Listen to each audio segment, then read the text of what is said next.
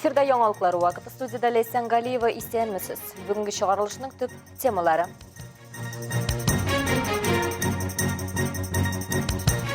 Milli bilim һәм тәрбие, бөгілмә оқытушылары ел нәтижелерін ясады. Ознақойда ел тәрбиешесі 2023 бәйгісінің муниципаль этабы узды. Musa Jalil'nin 6. yaşı Elmet sahnəsində. Bugün Tatneft Profsoyuz Komitetinin 11. şirattan tış konferensiyası uzdu. Bir de Tatneft Profsoyuzu reisin, Tatneft Profkomu reisin saylav, Tatneft Profsoyuz Komiteti əğzalarının vəkalətlərin vaqtından olda tuqtatu ham Tatneft Profsoyuz Komiteti əğzaların saylav boyunca işlər hal edildi. Tatneft Profsoyuz Tübaqara Profsoyuz uyuşması reisi etib, Tatneft Profkom reisi etib, Rivdar Xamadiyarovna soylarga təqdimini Tatneft Oşyok Aksionerlik Cəmiyyəti general direktorunun sosial üsüş boyunca orunbasarı Rüstem Muhammadiyev kırtdı. Ул Rivdar Rivkatulu'nun xizmət yolu turunda sıylab, kompaniyanın yaşlar uyuşmasını buldurda ham üstürdə onun rolün ayırım bilgiləb etdi. Елена Kuzmichova ham Vladislav Zotov Rüstem Muhammadiyev təqdimin xupladılar. Съезд делегатлары bir тауыштан Ревдар Хамадияровны сойладылар.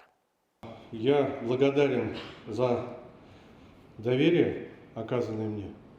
Обязуюсь работать в соответствии с уставом Татнефть профсоюза на принципах социального партнерства в деле устойчивого будущего.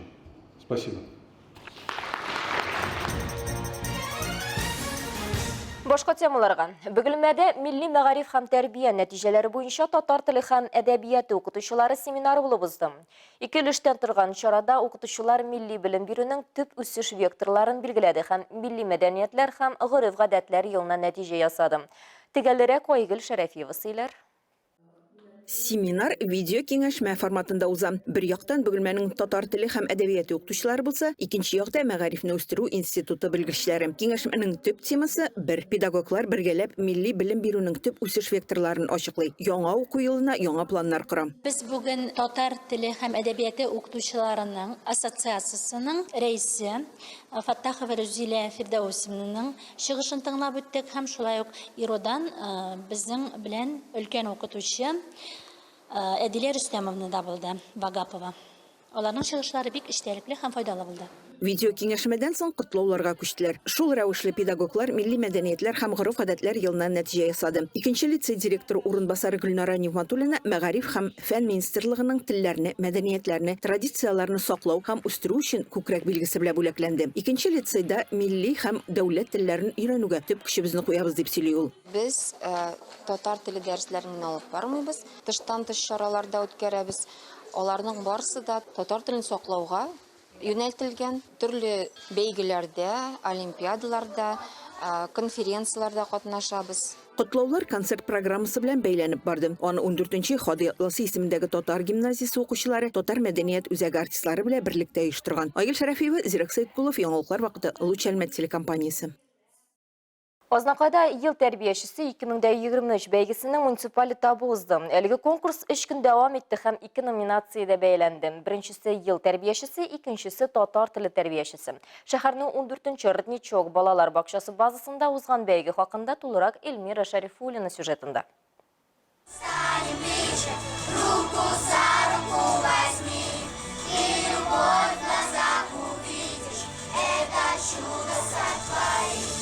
Һөнәри осталык бәйгесендә район һәм шәһәр балалар бакчаларында хезмәт куючы 11 тәрбияче көч сынашты.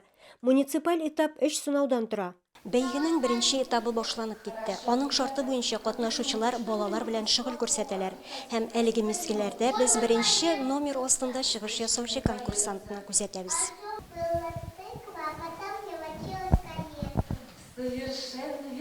Бәйгене үткәрүнең максаты талантлы педагогларны ачыклау, алдынгы тәҗрибәләрне уртаклашу, һөнәри осталыкны үстерү. В этом году 16 участников. Я надеюсь, в этом году мы лучшие воспитатели достойно представить наш муниципальный район на зональном этапе. Мы будем участниками республиканского тоже конкурса. Яшь энергияле конкурсантларның берсе Лилия Гарипова. Балалар бакчасында тәрбияче булып инде 4 ел эшли. Мен үземнең эшемне бик нык яратам, балаларны да яратам. Менә бүген шундый матур конкурс уза, воспитатель еллыгы. Менә мин бүген катнашам. Компетентлы жюри катнашучыларның яңа методик алымнар куллануына, балалар белән эшләү осталыгына игътибар итте. Алга таба катнашучылар үз презентация күрсәттеләр. Мастер-класс бәйгенең соңгы этабы. Җиңүчеләр алга таба бәйгенең төбәк этабында чыгыш ясаячак. Илмира Шәрифуллина, Рөстәм Әкбаров, Яңалыклар вакыты, Луч Әлмәт телекомпаниясе. Ознакай районы башлыгы Марсель Шайдуллин бүтін Россия патриотик бәйгесе җиңүчесе Роза Хадиева белән очрашты. Роза үзе Ознакайда туып үскән, бүгенге көндә Казанда яши. Гарәп һәм инглиз телләрен өйрәнгәч, 3 бала анасы эшмәкәр Роза Хадиева әти-әнисен туган ягын сагынып кайтуын әйтте. Матурлык бәйгесенә катнашу тарихын, сәхнә артында ниләр кичерүен хакында сөйләде. Бәйгенең төп бүләге Россия триколоры төсендәге дизайнер ташына бүген Ознакайның гүзәл кызы ия. Роза Гадиева киләсе елда Бейрутта узачак Мисс Европа конкурсында Россия исеменнән чыгыш ясаячак. Ознакайда шулай ук яшь юл хәрәкәте инспекторлары отрядлары катнашында да бәйге узды. Аны оештыручылар юл хәрәкәте иминлеге белгечләре, Мәгариф идарәсе, балалар иҗаты үзәге коллективы. Чара зур оешканлык белән узып, анда шәһәрнең 2нче, 7нче, 9нчы мәктәпләре һәм җиңү бистәсе мәктәбе укучылары да көч сынашты.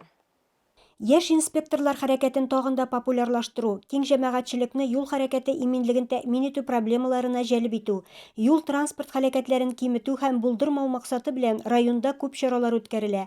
Шуның чираттагысы балалар иҗаты үзәгендә уза торган әлеге чара. Бүгенге бәйгедә барысы 5 команда катнаша. Аларның һәрберсенең үз атрибутлары бар. Һәм инде уен барышында алар һәммәсе дә үз команда исемнәрен һәм девизларын тәкъдим иттеләр.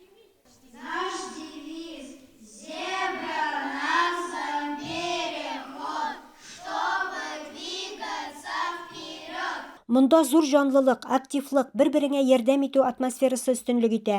Балалар үз отрядларын яклап, эшчәнлекләрен күрсәтәләр. Юл куркынычсызлыгы кагыйдәләрен өйрәнүдә алган белемнәрен ныгыталар. Ел агымда балалар белән күп чаралар үткәрәбез. Это безопасное колесо, смотрлар, конкурс рисунков на асфальте и особенно җәй лагерьлар эшләгәндә балалар белән төрле конкурслар, пришкольный лагерьларда үтә. Балалар сөенеп, тырыша катнашалар. Учебный годта алган белемнәрен күрсәтәләр. Хәзерге вакытта район мәктәпләрендә юит отрядлары зур активлык белән эшләп килә. Гөлнара Галиева 9нчы мәктәптә юит отрядын җитәкли. Бүгенге бәйгегә 3нче сыйныф укучыларын алып килгән. Команданың исеме Юл патруле. Укучыларга бу түгәрәк бик тә ошый. Алар инде бүтән юл йөрү кагыйдәләре буенча үзләренең белемнәрен тагында ныгыталар. Һәм инде менә шушындый матур оештырылган төрле чараларда катнашалар. Бәйге сынаулары 5 этапта узды. Укучылар кроссворд та чиштеләр. Юл билгеләре, беренче ярдәм буенча алган белемнәрен дә күрсәттеләр.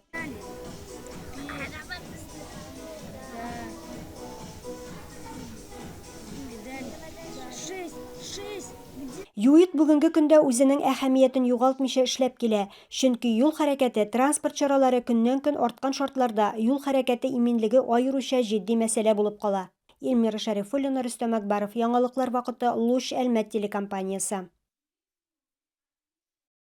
Әлмәт Татар дәүләт драма театрының яңа премьерасы. Коллектив Муса Жәлил либреттосы буенча «Алтын чәч наследие» спектаклен тәкъдим итте. Аның режиссеры Мурат Абулкатинов, сәхнә композициясе авторы Илгиз Зәйниев. Муса Жәлил либреттосы буенча куелган «Алтын чәч» операсы беренче тапкыр Бөек Ватан сугышы алдыннан тәкъдим ителә һәм шуннан бирле ул татарның бөек сәхнә әсәренә әверелә. Бүген исә Әлмәт Татар дәүләт театры аны яңа драматик спектакль буларак тамашачыга тәкъдим итә.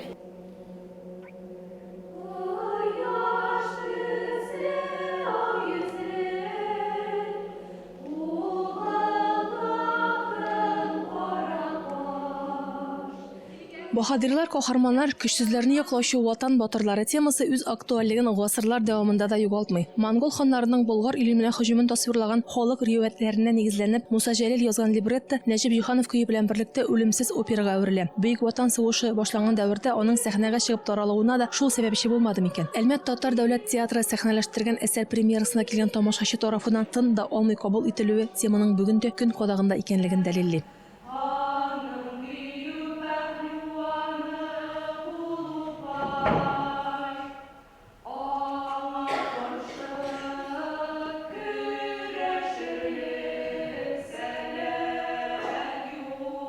Это очень объемный материал, большой и создан все-таки для того, чтобы он звучал вокально, да, вот как раз для этого мы с Ильгизом искали какой-то сценический ход, чтобы это соединить эту легенду, да, с, как сказать, перевести на язык драматического театра, да, и какие-то вещи ты понимаешь, что если это вокально звучит, то это как бы понятно, а через драматическое существование не всегда этот текст ложится. Мы искали какие-то ходы, способы, чтобы этот текст звучал.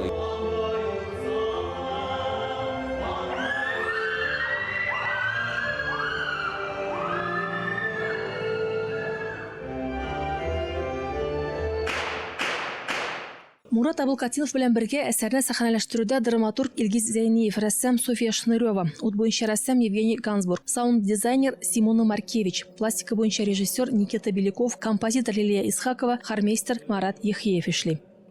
Прекрасная труппа, очень творческая, очень заряженная на совместное сочинительство. И мы, как бы этот спектакль придуман, да, нашей большой командой, и в том числе и командой артистов. Это такая какая-то наша совместная работа, совместное сочинительство.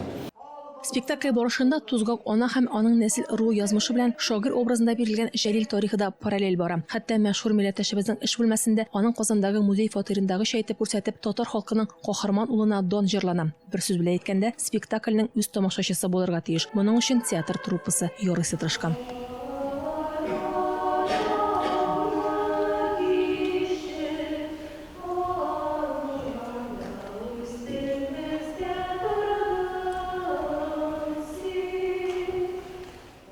Рәдифә Нугманова, Рафаэль Сафин, яңалыклар вакыты, Луч Әлмәт телекомпаниясе.